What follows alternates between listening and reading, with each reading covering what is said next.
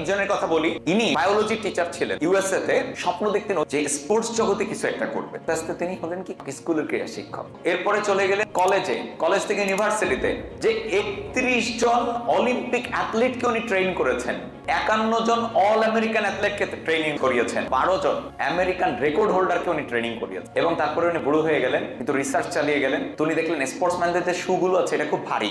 ভাবলেন যে আমি যদি এই শুয়ের ভারটাকে একটু হলেও কমাতে পারি, 200 গ্রাম হলেও কমাতে পারি। কোনো উপায়ন্তর না পেয়ে বুড়ো বয়সে জুতার ফ্যাক্টরি করলেন। ওনার এই আগ্রহ দেখে একটা ব্যক্তি ওনার ফ্যাক্টরি ভিজিট করতে আসলো, দেখলো যে হ্যাঁ ওনার আইডিয়া ভালো, এটা দিয়ে সত্যিকার অর্থে অ্যাথলিটদের অনেক উপকার করা সম্ভব।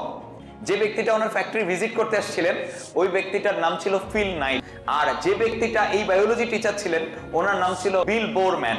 দুইজন মিলে তারপরে নতুন জার্নি শুরু করলেন, আর সেই জার্নিটা হচ্ছে নাইকি। আর নাইকি এখন সারা ওয়ার্ল্ডে বিজনেস করতেছে।